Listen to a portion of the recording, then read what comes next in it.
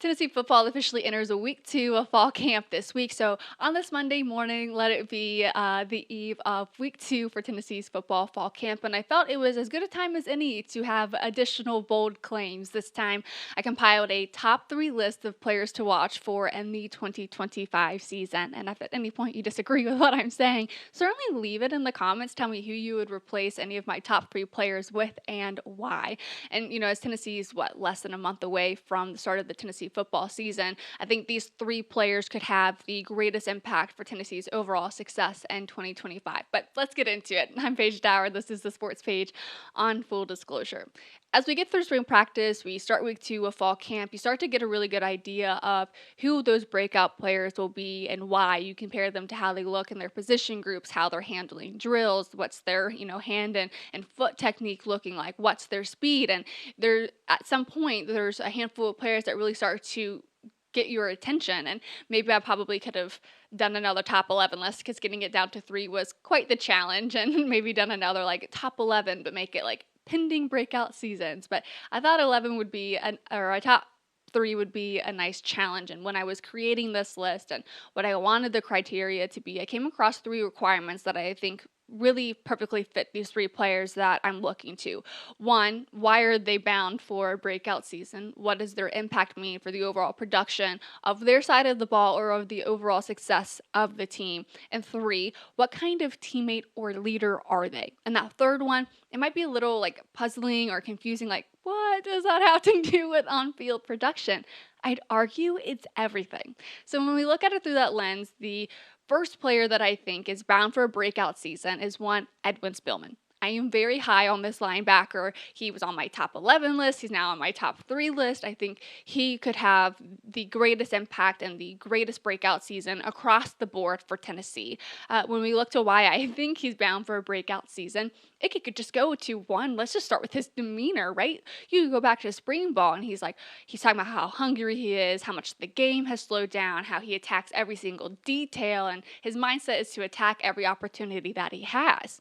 Okay, well, when you're operating with that kind of firepower, you must be putting in an intense level of studying, of practice, of staying late, coming early to be able to operate with that certain level of confidence. Because I think confidence obviously comes from knowledge. And when you are able to eventually grasp a certain level of knowledge, the game really becomes a second language to you. It almost, when you're trying to talk in Spanish, you don't, convert it from Spanish to English back to Spanish. You talk like it's your primary language. And it sounds like that's exactly what Edwin Spillman is doing here in his redshirt freshman season. He obviously entered Tennessee as a 4-star in-state product, and he's been a huge impact for Tennessee. Obviously, last year, he only played about 4 games, obviously earning that red shirt. Part of it was because he was battling some injury.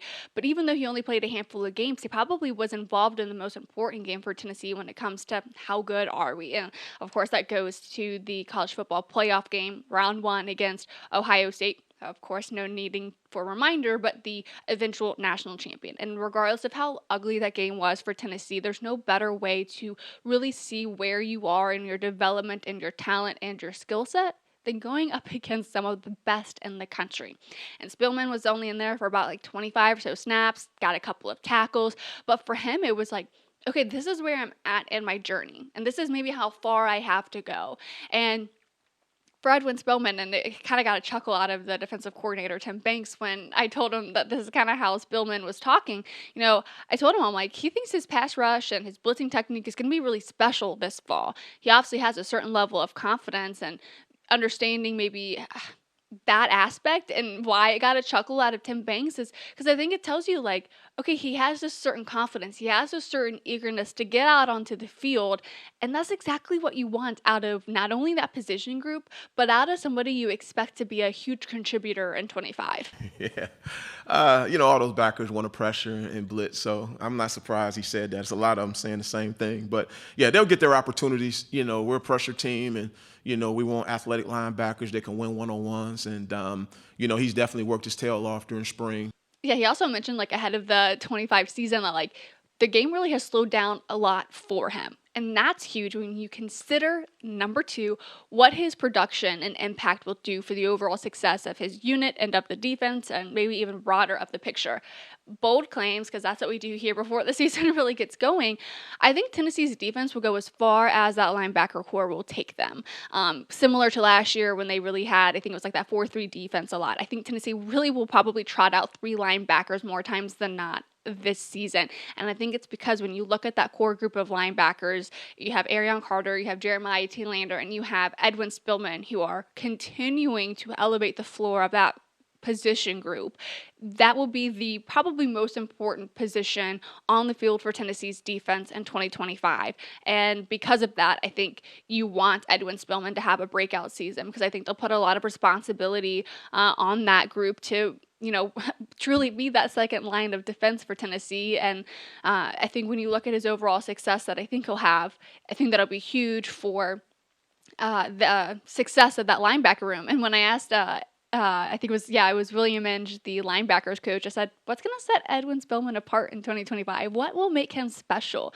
And he absolutely, for like nearly 60 seconds, sang his praises.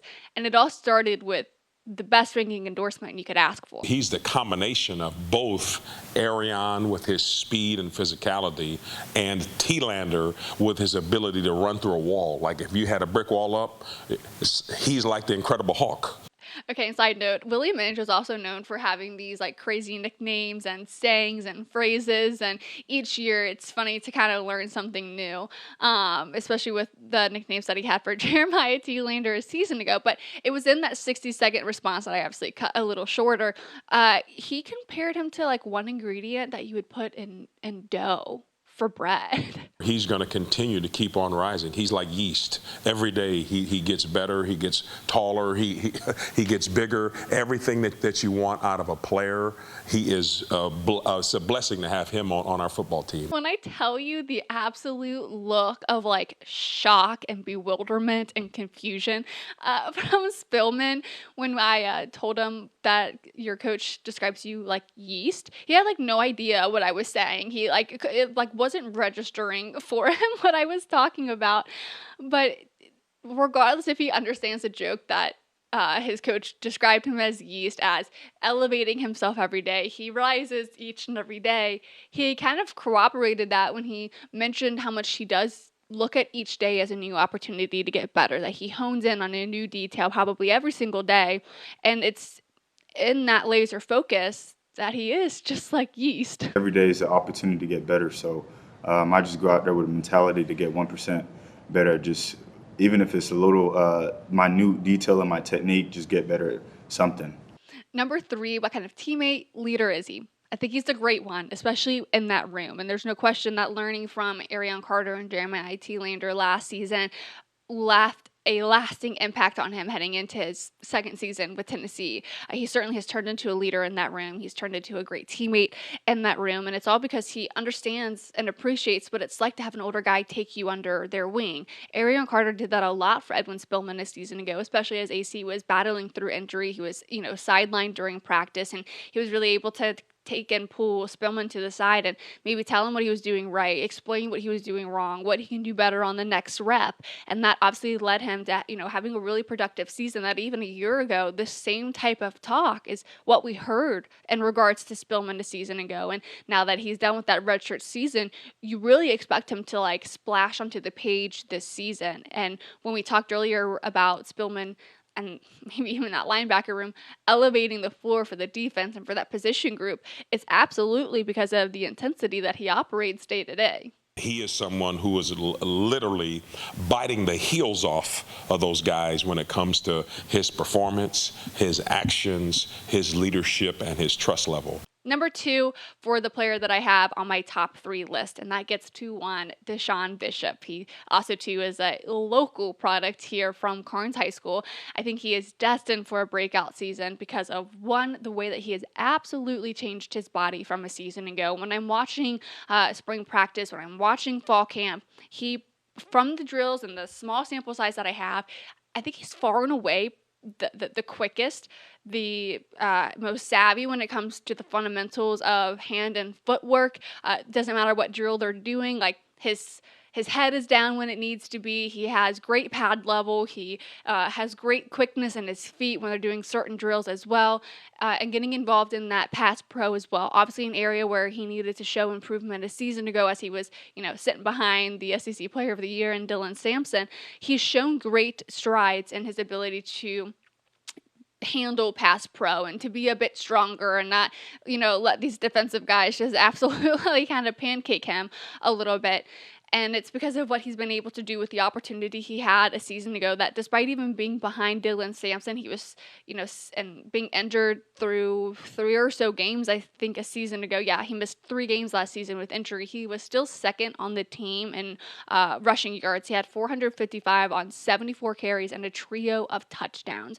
So even despite being behind Dylan Sampson, missing 3 games, he was still number 2 on the list for rushing yards, his ability to get those touchdowns, his yards per carry. He was up in that mix. And because of that production, the then walk-on is now a scholarship player as of spring 2025. And when you understand that and how he approaches his practice, like he understands bringing in veteran guys like Star Thomas, like the room gets a little bit more crowded. He's that undersized running back, and they've got good size out of Peyton Lewis and Star Thomas. When you're looking at those running backs that are, 6 feet and taller, he still is eyeing that starting job like it's his to lose. I mean, I just know there's an opportunity to be that guy, and I feel like I've embraced that.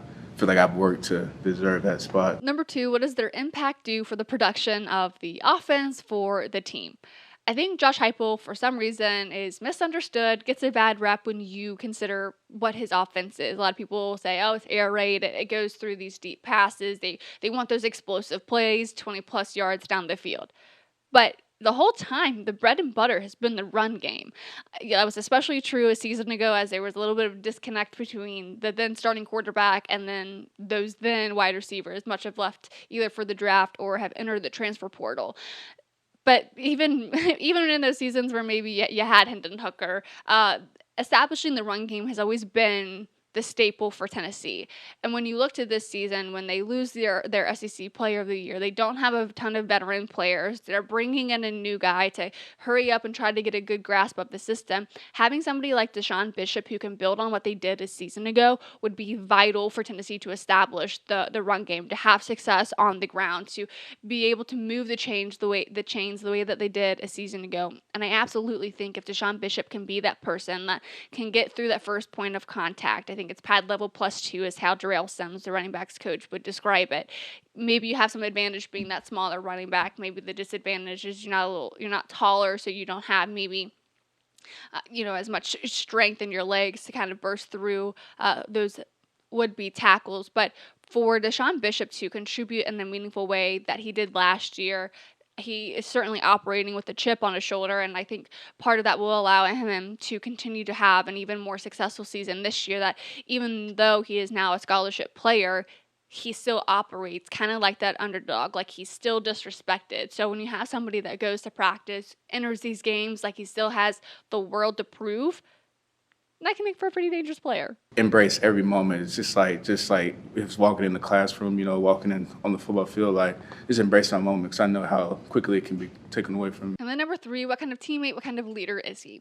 Again, when you go to the idea that he's like the main returner from last season with the most playing time, the most experience, the most production, his leadership is everything for that room when it comes to explaining the playbook, the fundamentals, the schemes, how to be better in pass pro, getting involved, maybe in those check downs, being somebody that they could get to, in the flat after they help set up a nice block. So for him to be able to kind of explain all of that, to take the next leap, to kind of take that room as a whole is huge. And I also think he's really led by his faith as well. He talked a lot about that during spring ball, and I think that gives him a certain level of foundation and strength that he's letting his faith lead him through this season. Being like hurt and like knowing like if I ever play, like I didn't go into like next season thinking I was ever going to play. I don't think I did, but I had the confidence that I was going to play.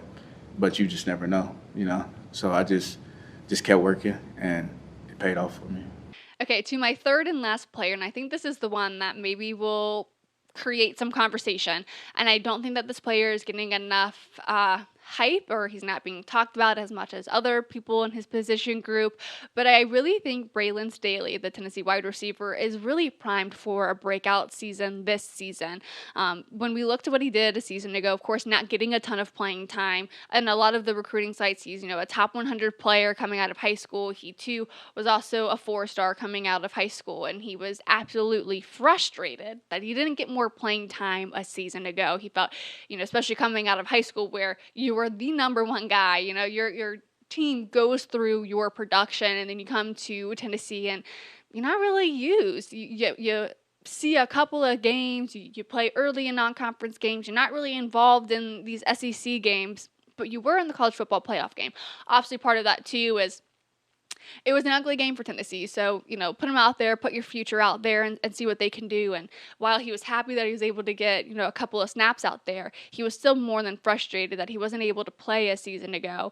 And I think with what he's been able to do through, the offseason, spring practice, the summer workouts, he does look very strong. He goes out there with really good effort every single day, and he really wants it. Like, he's very hungry for a breakout season, to be a big-time contributor.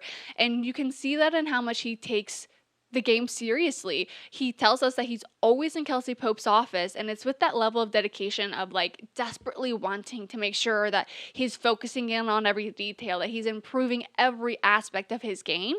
I think in of itself inevitably will lead to a breakout season when you have that type of dedication to your craft. I'm in his office all the time. We just going over defenses, looking over what nickel's doing, what corner's doing.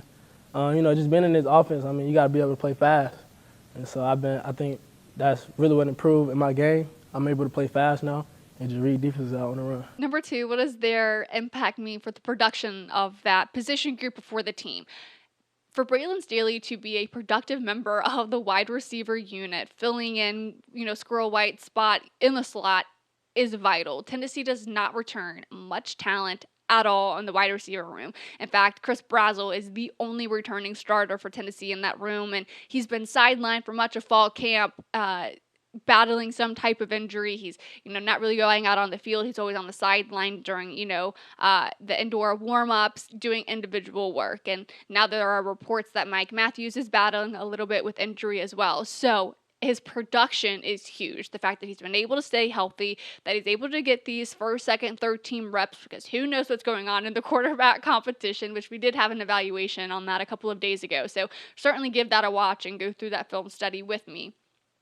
But his production is huge. Obviously, he's somebody that has a lot of unproven talent, but the way that he's been able to go out there, operate within those quarterbacks, whether it's a crossing route, whatever they're doing in those open air drills, I think has been really productive in his overall confidence that he has. And I think to be able to be somebody that Tennessee could open up the passing game with, to have these explosive plays, he certainly wants it. He's certainly putting on size. He has the right length that you would want out of your receiver. He wants those 50-50 balls. He wants to go out there and be competitive and, kind of get some touches early. And I think he's certainly somebody, because of that hunger, he's going to have a breakout season. You need him to be productive in that room for Tennessee to have a chance this season.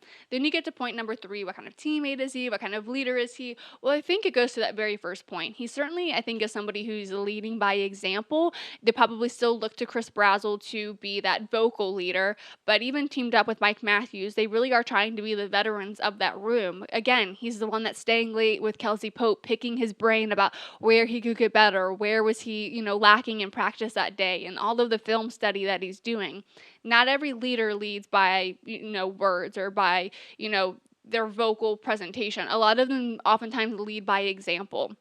And I think the way that he practices is a good way for Tennessee's wide receivers to follow after him. And he, too, is somebody that really relies on his faith. And he gets that from his dad and Brian Staley. And he says, back when his dad was in college and he was playing, he had to go through the JUCO route first and really relied on his faith. And I think the way that Braylon relies on his faith, I think, would be huge when you consider the season, when plays don't go right, when you're on that island and all 100,000 eyes are on you as you try to go in this one-on-one matchup and make a catch to hopefully get Tennessee that first down, to give Tennessee that explosive play, to help build momentum.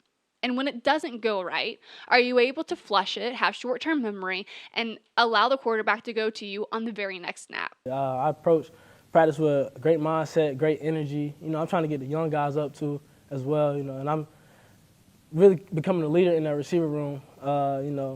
Coach Pope calls me, talk to the group, getting them ready to go for, any drills we got going. And so, I just approach practice with a great mindset, get my team. Those are my top 3 players to watch for in the 2025 season. If there's a player you disagree with, and I tried to do them in order of like importance and who I think in that order it probably will be more likely to have the breakout season. So if you change the order even as well, like certainly let me know. But again, I appreciate all the support. It's been a really successful month for full disclosure. I think there's about 400 new subscribers to the channel across the platform. So we really certainly appreciate all of the support, and we're really getting excited for the start of the 2025 season. But we'll be back tomorrow for updates and observations from practice, and then of course Wednesday at 11 a.m. for more on Tennessee football. I'll talk to you guys then.